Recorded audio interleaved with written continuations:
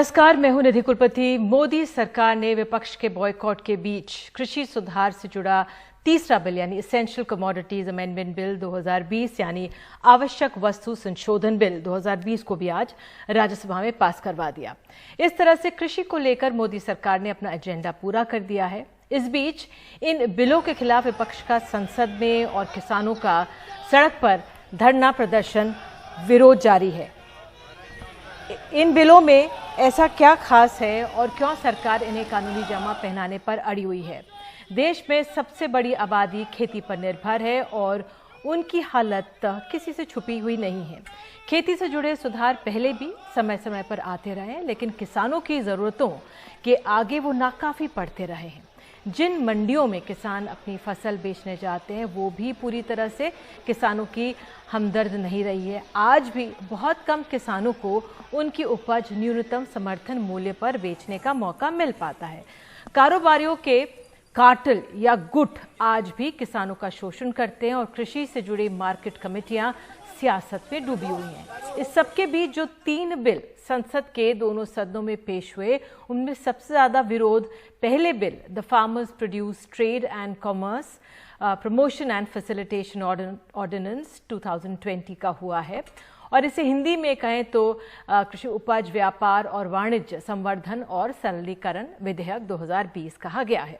तो सरकार के मुताबिक इस बिल का मकसद किसानों के लिए उनकी उपज को बेचने के विकल्प बढ़ाना है। किसान एपीएमसी मंडियों यानी एग्रीकल्चरल प्रोड्यूस मार्केट कमेटी के बाहर भी अपनी उपज बेच पाएंगे। अगर किसान को कोई निजी खरीदार बेहतर दाम देता है तो वो एपीएमसी मंडी के बजाय उसे अपनी उपज बेच सकता है।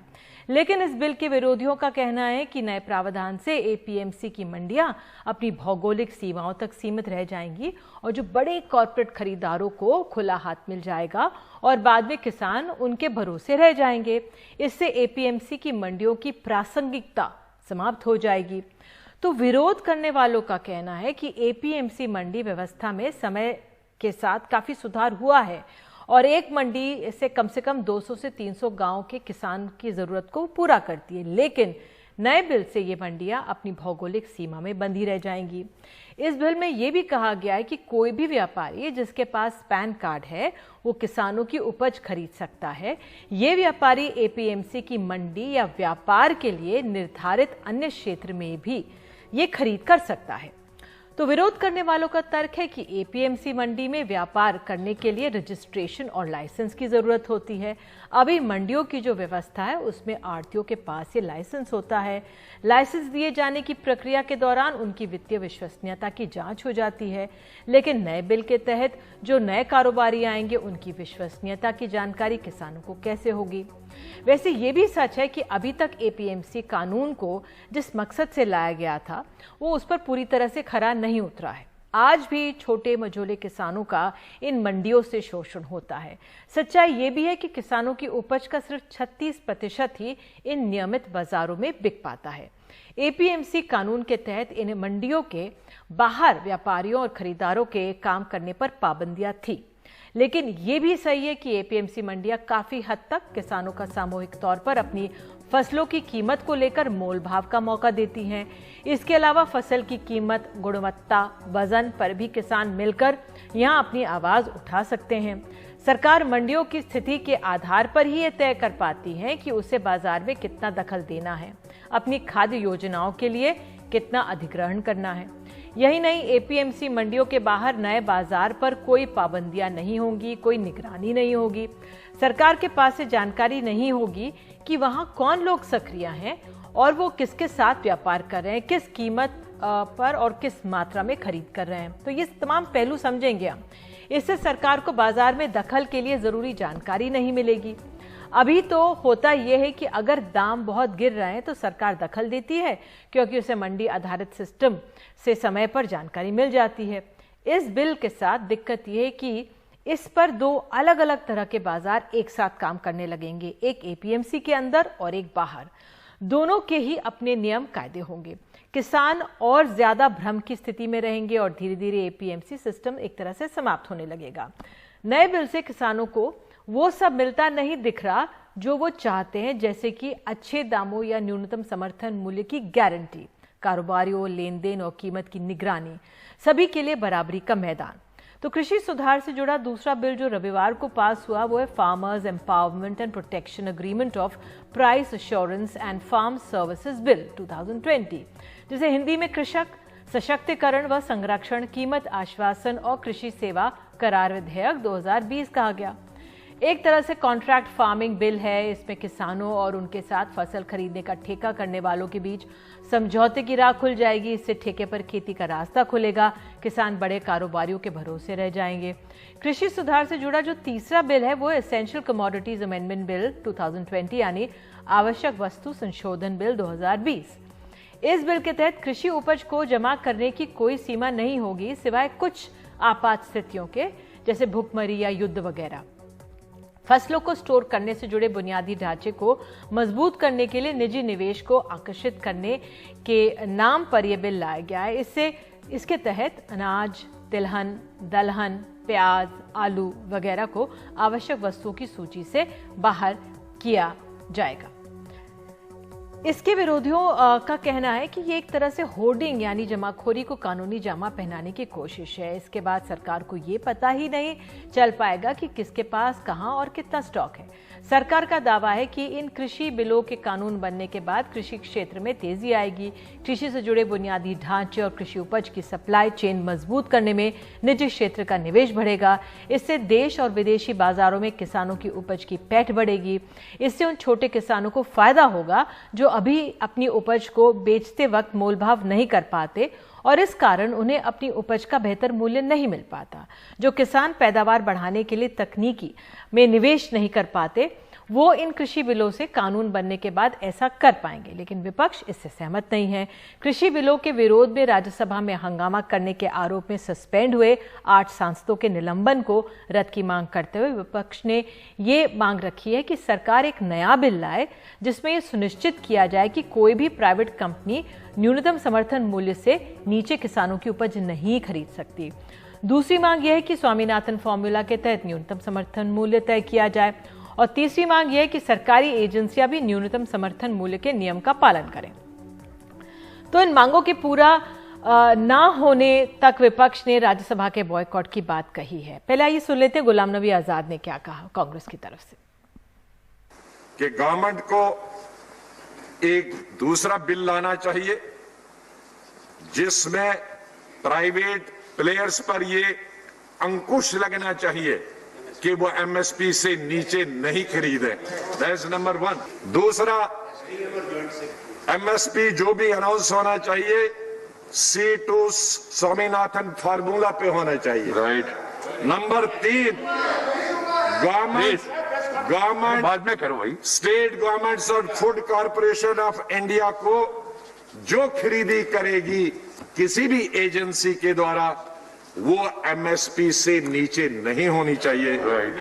तो सबके बीच इस मुद्दे पर सियासत बनी हुई है। मंगलवार की सुबह इन तस्वीरों के साथ हुई संसद भवन परिसर में महात्मा गांधी की प्रतिमा के नीचे रात भर धरना देने वाले और वहीं सोने वाले 8 सांसदों के लिए राज्यसभा के उपसभापति हरिवंश राय चाय लेकर आए। हरिवंश जी के उनसे बात भी कही, कुछ सुलह सफाई भी हुई। राज्यसभा के उपसभापति की इस पहल की प्रधानमंत्री ने एक ट्वीट में तारीफ की और उन्हें बिहार की अस्मिता से जोड़ा।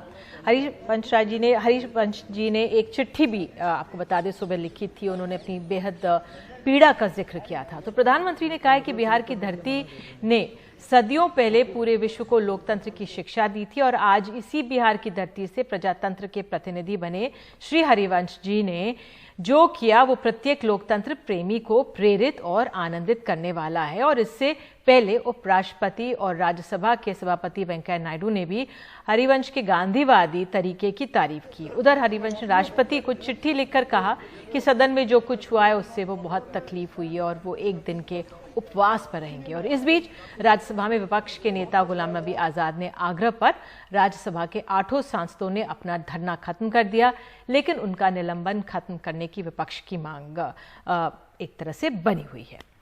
तो प्राइम टाइम में अब हमारे साथ बेहद खास मेहमान आपको बता दें जुड़े हुए हैं। हमारे साथ सुनील झाकर पंजाब प्रदेश कांग्रेस के हमारे साथ जुड़े हुए अध्यक्ष यहाँ पर हैं। सुनील भराड़ा जी सीनियर वरिष्ठ बीजेपी के नेता हैं, हमारे साथ हैं। उत्तर प्रदेश सरकार से। वीएम सिंह किसान नेता हमारे साथ जुड़े हुए हैं और केसी त्यागी महासचिव जेडीयू के हमारे साथ हैं। तो भराड़ा जी को तो मैं देख नहीं पा रही हूँ, लेकिन अगर मैं सबसे पहले सुनील जाखड़ जी आप ही के पास आऊंगी और आपसे ये समझना चाहेंगे कि सरकार कह रही है कि आप लोग किसानों को भ्रमित कर रहे हैं। निधि जी, किसानों को भ्रमित सरकार कर रही है कि जिस सरकार या तो उनको पता नहीं या वो जानबूझ के भ्रमित कर रहे हैं कि किसान को आजादी दिला दी। किसान के पास कभी बंदिश थी नहीं, अपना फसल कहीं भी बेच सकता था निधि जी।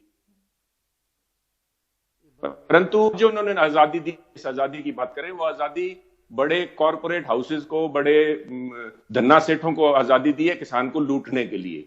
और मैं बड़ा जिम्मेवारी से कह रहा हूं, लूटने की जब मैं बात कर रहा हूं, कि ये जो नया कानून बना है इसके तहत स्टेट गवर्नमेंट, जैसे पंजाब राज्य से मैं आता हूं, पंजाब सरकार का कोई भी कंट्रोल, रेगुलेशन, सुपरविजन, मॉनिटरिंग इनके ऊपर नहीं होगा। ये अपनी मनमर्जी से पैन कार्ड दिखा के किसी भी किसान की फसल मनमाने दामों पे ले लेंगे। उसका कंट्रोल किसके पास है? आप देखते हैं कि छोटे छोटे जो प्रलोभन दे के लोगों को कि आप हम 100 रुपए दीजिए, 1 लाख रुपए दीजिए, 2 लाख करके दे देंगे, जिनको पोंजी स्कीम कहते हैं, उसी किस्म के व्यापारी किसान को लूट के ले जाएंगे।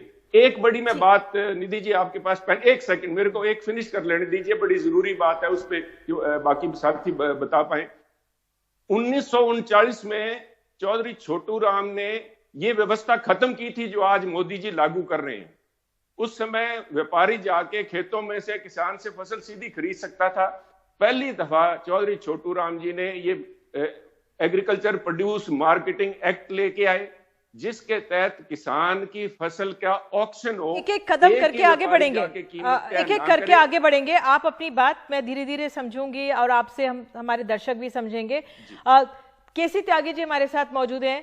त्यागी जी, आप जेडीयू के वरिष्ठ नेता हैं। आज लालू प्रसाद यादव ने ट्वीट भी कर दिया, उस ट्वीट पर मैं बाद में आऊंगी, लेकिन जो विपक्ष कह रहा है कि एक तरह से जो निजीकरण है, कॉर्पोरेट्स हावी हो जाएंगे, आपकी क्या सोच है? क्या ऐसा होने दे सकते हैं आप लोग?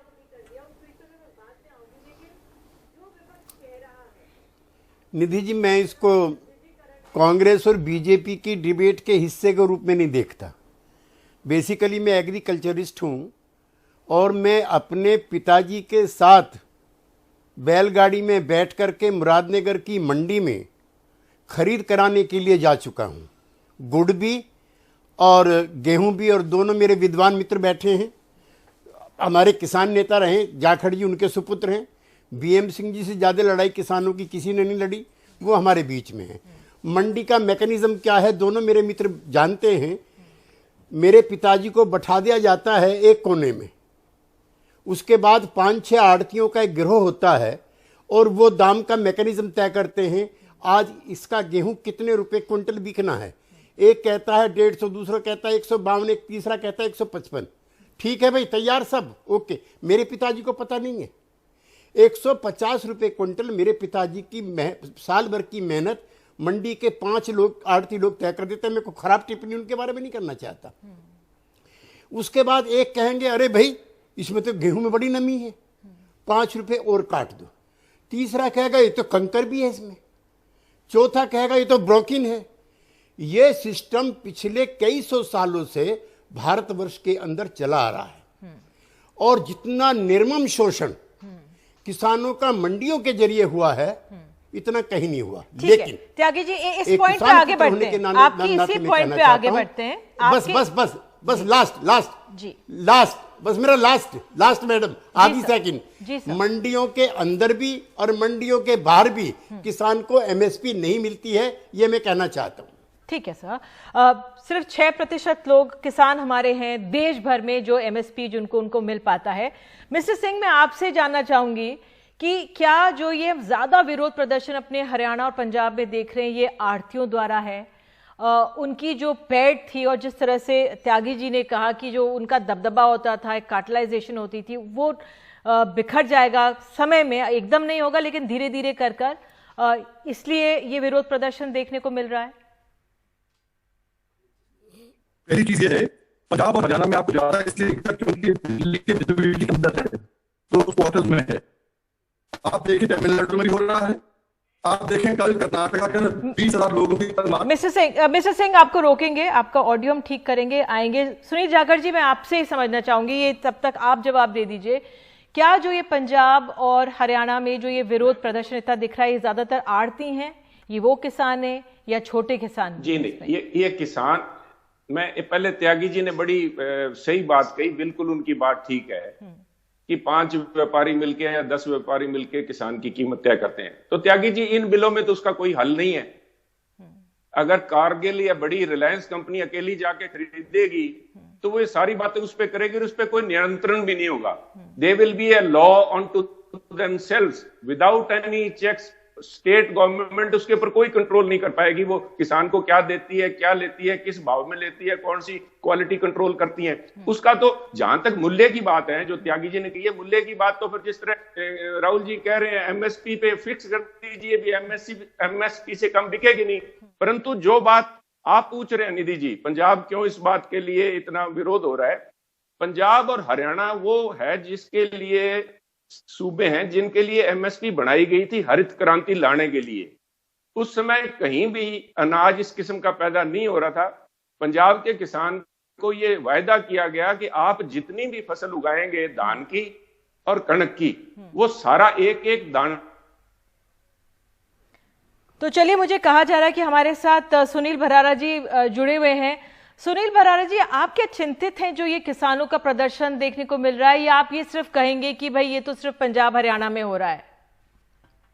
नहीं निधि जी, ये नहीं है कि पंजाब हरियाणा में हो रहा है, ये प्रदर्शन ही नहीं है। अभी जो किसानों को बरगलाने की कोशिश की जा रही है और पूरी तरीके से जो भ्रमित करने का प्रयत्न है, वो बिल्कुल नाकाम हो जाएगा। जिस प्रकार से आएगा, अभी किसानों का जो बिल आया है, जो किसान के हित में आया है, जब ये नीचे जाएगा, पटल पर जाएगा और राज्य में जाएगा, उतरेगा और फिर काम शुरू होगा, तो मैं कहता हूं कि किसान परिवार और किसान, देश के किसान माननीय नरेंद्र मोदी जी का अभिनंदन करेंगे, स्वागत करेंगे। भारतीय जनता पार्टी का इस बिल पर स्वागत होगा। बहरहाल जी, आप बिल्कुल ठीक है, मैं आपकी समझ गई बात। सरकार जब इतनी तेजी से तमाम बिल ला रही है तो सरकार को ये पूरा भरोसा है कि किसानों का फायदा होगा। मैं आपसे ये समझना चाह रही हूँ सर, क्योंकि आज तस्वीरें, अभी तक पंजाब हरियाणा पश्चिमी उत्तर प्रदेश से ही आ रही थी, आज कर्नाटक से भी आई हैं तस्वीरें, उड़ीसा से भी आई हैं, पश्चिम बंगाल से भी आई हैं, अभी आएंगी निधि जी, अभी राज्यों से और भी आएंगी, बढ़ेंगी। इस बात पर कोई आप निसंदेह बिल्कुल ये एक बार ये इसे उठाने की कोशिश कर रहे हैं और बरगलाने की और कोशिश कर रहे हैं, लेकिन होगा नहीं, क्योंकि वो सच्चाई, जैसे अभी मैं बताता हूँ कि किस प्रकार से एमएसपी की बात कर रहे हैं, ये क्या उसमें बिल में नहीं है, लोग जबरदस्ती कर रहे नहीं है। ये सब जो एक प्रोपगंडा है ना, किसानों को अधिक भ्रमित करने का पहले से करते आ रहे थे, लेकिन भारतीय जनता पार्टी ने उनकी जो चारों तरफ जो बाधाएं थी, उस बाधाओं को खोला है। जैसे मैं आपको बताता हूँ, बहुत अभी हमारे त्यागी जी बड़े पारिवारिक भी हैं, वो बोल रहे थे, मैं उनको सुन रहा था निधि जी। मैं आपको 2 बातें बताता हूँ कि जब ये बिल नहीं आया था, उससे पहले जो किसानों के प्रतिबंधित थे, जो किसानों का एक क्राइटेरिया था, वो जनपद के बॉर्डर पे जैसी ट्रैक्टर ट्रॉली अनाज भर करके, धान भर करके, चावल, मतलब आपका मूंगफली हो, चाहे शकरकंदी हो, चाहे आपकी गोभी हो, भर के जैसी जाता था, तो वहां पहले तो सब पुलिस बॉर्डर पर रोक लिया करती थी और कहती थी कि आप नहीं जाएंगे कहीं भी। तो ऐसे प्रतिबंध थे उनके ऊपर। जब पूरे देश में किसानों के हित में ये बात हो गई है कि अब कहीं भी किसान अपने जाकर के फसल को उचित रेट जहां लगता हो वहां बेच सकता है, तो वे सारे प्रतिबंध। भराला जी ठीक है, भराला जी छोटे छोटे करके जवाब दीजिए। जैसे आपकी मैं बात समझ गई, किसान कहीं पे जा सकता है। मैं कहूंगी कि हमारा ज्यादातर जो किसान है बहुत अमीर और बहुत बड़ा किसान नहीं है, जिसके पास बहुत बड़ी जमीन हो कि वो बहुत दूर जाके बेचना चाहे। एक सवाल, एक चीज हमें समझाइए, जैसे ये जो विपक्ष कर रहे हैं उनका ये कहना है कि जब हम एपीएमसी में जाते थे, एपीएमसी की बहुत खामियां होंगी, लेकिन वहां पे एक लाइसेंस रजिस्टर्ड एक मंडी वाला होता है जो कारोबारी खरीदता है। 1 क्विंटल गेहूं पर वो 8.5% फीस देता था, जो 164 रुपए आती है 1 क्विंटल गेहूं पर। लेकिन अगर अब जो बाहर से आएगा खरीदार, जो बाहर से कारोबारी आएगा, उसको टैक्स नहीं देना होगा, ये कुछ ये रजिस्ट्री फीस या लाइसेंस, वो एक किसान को और दाम में गेहूं उसका खरीद लेगा लुभाने के लिए कुछ समय तक, लेकिन बाद में किसान के भविष्य से वो खेलेगा। ये विपक्ष आरोप लगा रहा है, क्या ऐसा हो सकता है? देखिए, जो आरोप विपक्ष का है वो अपने हिसाब से लगा रहा होगा। मैं आपको निधि जी बताता हूँ, जब बाहर का कोई भी बड़ा व्यापारी आएगा और किसान की, मान लो मैं उस उदाहरण पे समझाना चाहता हूँ कि गांव के अंदर बड़ा व्यापारी आया और उसने किसानों को बुलाया और उसने कहा कि भाई तुम्हारी फसल खड़ी है, इस समय गेहूं खड़ा है, मान लो कि हम ये गेहूं इस रेट खरीद लें, तो किसान, पहली बात तो ये है निधि जी, किसान बहुत अब अग्रणी हो चुका है, वो बहकाए में आने वाला नहीं है। वो बैठ करके उस बड़े व्यापारी से वही सौदा करेगा कि हम अपना गेहूं 2000 रुपए कुंटल ये बीज देंगे, हम 5000 रुपए कुंटल ये देंगे, 6000 रुपए कुंटल ये देंगे। अच्छा, ठीक है, आपने ये बहुत, वरना हम मार्केट जानते हैं करनी। ठीक है, आपने ये बात समझा दी। ले जाएगा व्यापारी के चक्कर में, वो आएगा ही नहीं बिल्कुल भी। ठीक है, ठीक है, तो भ्रमित किया जा रहा है केवल निधि जी। ठीक है, नहीं तो आप समझा रहे हैं सर, आप समझा रहे हैं हमें। इसमें एक चीज और ये सामने आए सेक्शन 8 करके कि किसानों के हितों की रक्षा नहीं करता, इसमें ये भी कहा जा रहा है, मतलब जो उनका ये कहना है जैसे कि अगर कोई दोनों के बीच, बड़े व्यापारी और ये किसान के बीच, जो बाहरी व्यापारी आ रहा है उसके बीच किसी तरह की अनबन हो जाती है, तो एक म्यूचुअल एक्सेप्टेंस सॉल्यूशन को लेकर ये लोग सब डिविजनल मैजिस्ट्रेट के पास जाएंगे और फिर वो आगे जाएंगे कंसिलिएशन बोर्ड के पास। तो ये बहुत बड़ा नहीं लग रहा? सब डिविजनल मैजिस्ट्रेट के पास जाएंगे, फिर कंसिलिएटरी बोर्ड के पास जाएंगे, तो एक छोटा किसान ये कैसे करेगा? कोर्ट का तो रास्ता खुला नहीं होगा, पहले ही उपज को लाओ, बेचो, पसीना बहाओ, और फिर ये झंझट, ये परेशानी नहीं लगती आपको?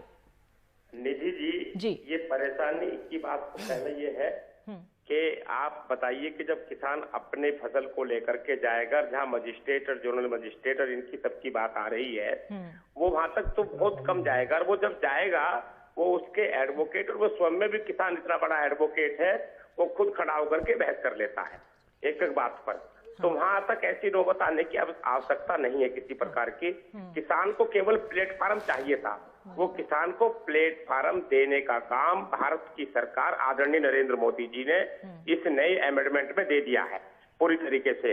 और किसान इतना खुशहाल होगा, किसान के इतने रास्ते खुलेंगे, किसान जी, हमारे किसान के पास तो ये प्लेटफॉर्म था ही ना सर, हमारे किसान के पास तो प्लेटफॉर्म था ही, सिर्फ 6% को ही तो एमएसपी मिल पाती है। सुनील झाकड़ को लेके आते हैं, सुनील झाकड़ को लेके आते हैं। सुनील जी, नहीं, अब हमारे किसानों को एक प्लेटफॉर्म मिल जाएगा, बराला जी का ये कहना है।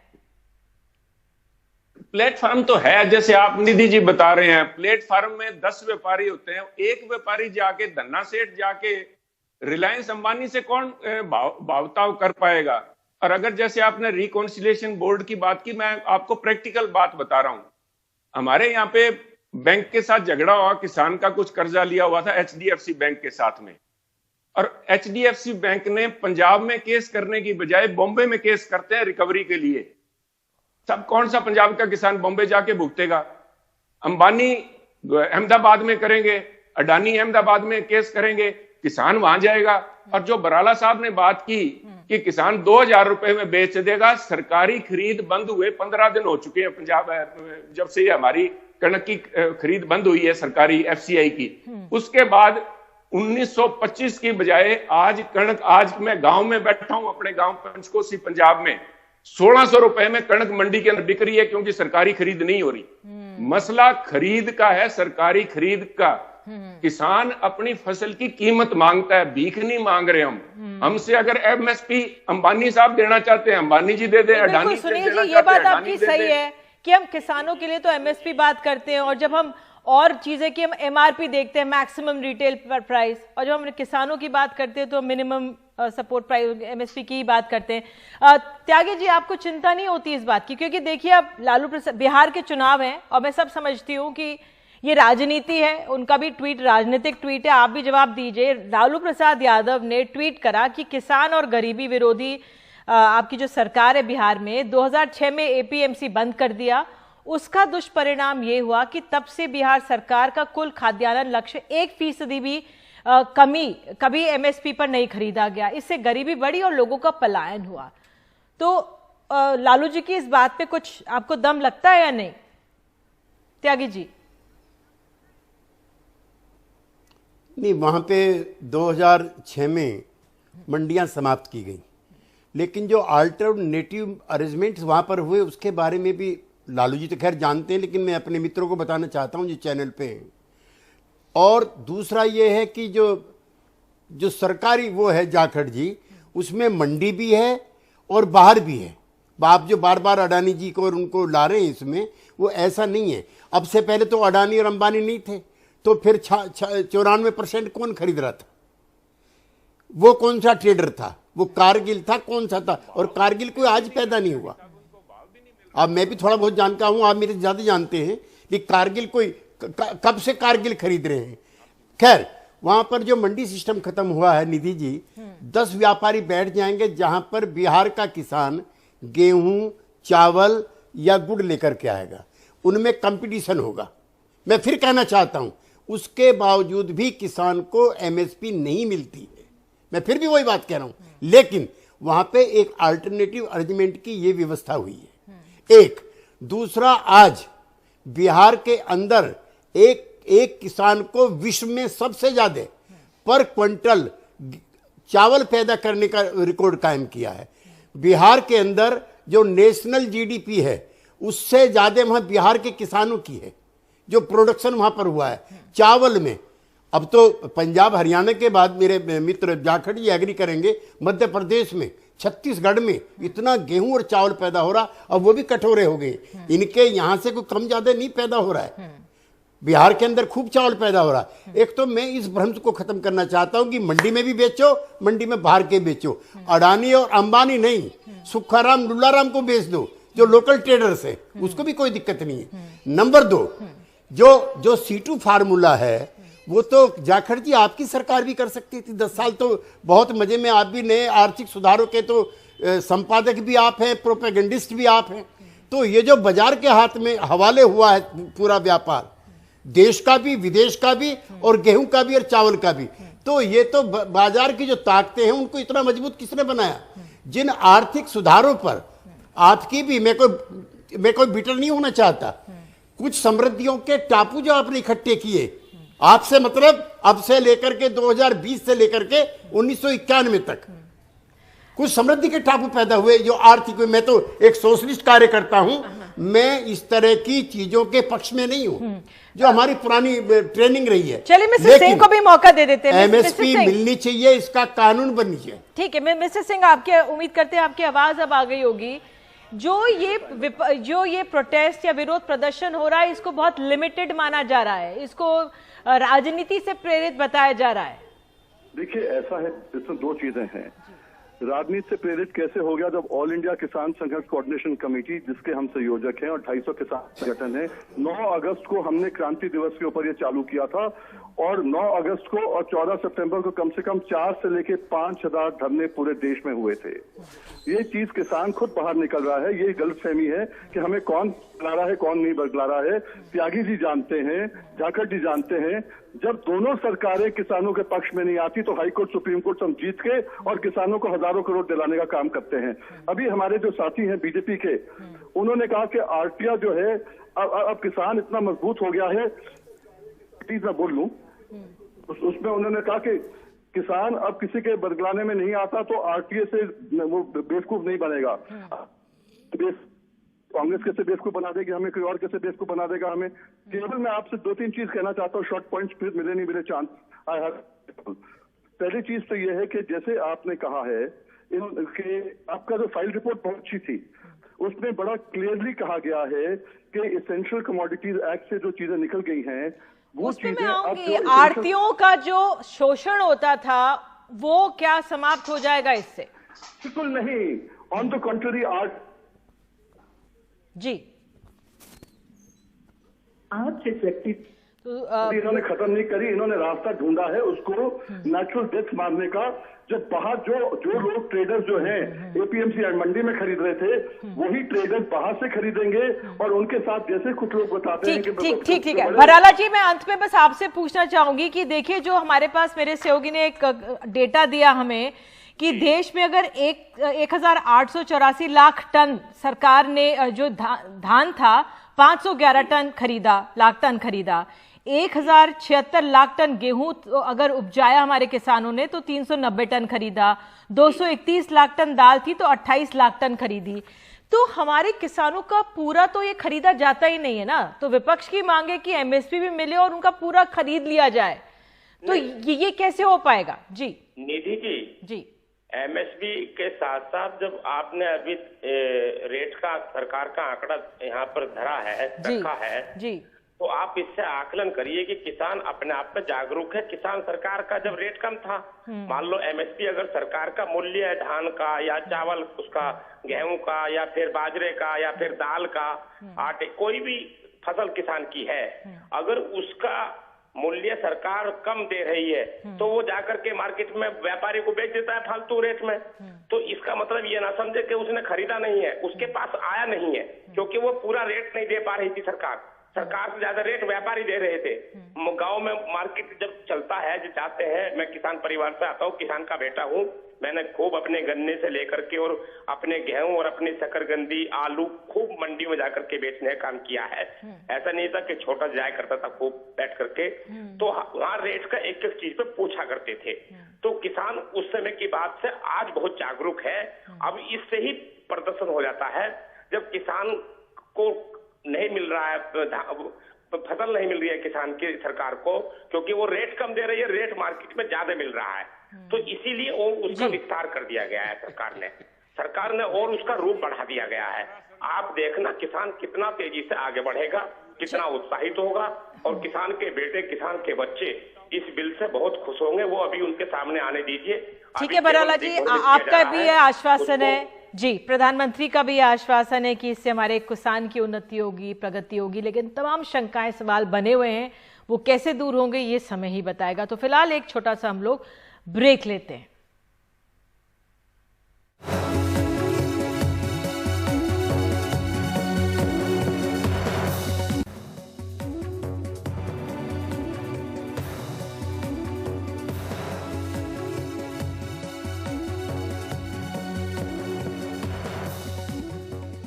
कृषि सुधार बिलों को लेकर विरोध जारी, और इस बीच सरकार श्रम कानूनों में और ढील देने जा रही है। श्रम कानूनों से जुड़े नए विधेयक अगर कानून बने तो 300 तक कर्मचारियों वाली कंपनियों में नियुक्ति या छटनी में मालिकों की मनमानी चलेगी। हड़ताल करना भी मुश्किल होगा। लोकसभा में श्रम सुधारों से जुड़े तीनों विधेयक आज पास हो गए। हालांकि सरकार इन कानूनों के कई फायदे गिना रही है। अब टीवी और डिजिटल मीडिया के पत्रकार भी श्रमजीवी पत्रकार होंगे। महिला पुरुष के वेतन में समानता होगी। अनुबंधित कामगारों को भी नियमित कामगारों वाले फायदे मिलेंगे। स्वरोजगार वाले लोग भी ईपीएफ के दायरे में होंगे। महिलाओं को हर जगह रात की पाली में काम का अधिकार होगा। सभी प्रवासी श्रमिक श्रम कानूनों के तहत आएंगे और उन्हें साल में एक बार मिलेगा घर जाने का किराया। लेकिन विपक्ष सरकार के तर्कों से सहमत नहीं है। उसका कहना है कि इससे गरीब और मजदूर वर्गों की परेशानियां और बढ़ जाएंगी। और आइए देखते हैं इस पर रिपोर्ट। संस्थानों को अपनी आवश्यकता के अनुसार सुबह से चल रहे हंगामों के बीच सरकार ने जब लोकसभा में श्रम सुधार से जुड़े 3 विधेयक पेश किए तो फिर हंगामा हो गया। आईआर कोड में स्ट्राइक के प्रावधानों का पर भी मैं बताना चाहूँगा, किसी भी श्रमिक को स्ट्राइक पर जाने का अधिकार आईआर कोड में छीना नहीं गया है। स्ट्राइक पर जाने से पहले 14 दिन के नोटिस पीरियड की बाध्यता हर संस्थान पर इसलिए लागू की गई है कि जिससे कि इस अवधि में सौहार्दपूर्ण बातचीत के माध्यम से विवाद को समाप्त करने का प्रयास किया जा सके। विपक्ष ने सदन का इस मसले पर भी बायकॉट किया। दरअसल इन कानूनों को मजदूर विरोधी बताया जा रहा है। जानकारी के मुताबिक इन कानूनों के तहत 300 कर्मचारियों से कम वाली औद्योगिक इकाइयों में मजदूरों के हक कमजोर किए गए हैं। ऐसी इकाइयों में नियुक्ति और छटनी में कंपनियों की मनमानी चलेगी। सेवा शर्तों में भी कंपनियां मनमानी कर सकेंगी। प्रवासी मजदूरों के लिए रिहाइश का इंतजाम करना जरूरी नहीं है। ये जो लेबर बिल लेके आए हैं, ये मजदूरों का गला घोटने का काम कर रही है, मजदूरों का गला दबाने का काम कर रही है सरकार, ताकि जो विदेशी कंपनियां या प्राइवेट कंपनियां हैं उनको अपनी मनमर्जी करने के लिए छूट मिल सके। तमाम जो अभी तक की हमारी गौरवशाली परंपरा रही उसको दरकिनार करके ये तय कर लिया है कि आपके पास एक मेजॉरिटी अगर है पार्लियामेंट में, आप उस मेजॉरिटी का उपयोग बुलडोज करने के लिए करते हैं, डेसिमेट करने के लिए करते हैं। मजदूर संगठन पहले ही इन कानूनों का विरोध करते रहे हैं। कृषि से जुड़े कानूनों के बाद मजदूरों से जुड़े इन बिलों को लेकर आने वाले दिनों में टकराव बढ़ सकते हैं। कोरोना महामारी के समय में जब काम के मौके वैसे ही सिमट गए हैं, ऐसे में कंपनी और श्रम संबंधी कानून में इस तरह के बदलाव से कामगारों के रोजगार जाने का खतरा और ज्यादा बढ़ जाएगा। नई दिल्ली में राजीव रंजन और कैमरा पर्सन शशिकांत के साथ उमाशंकर सिंह, NDTV इंडिया।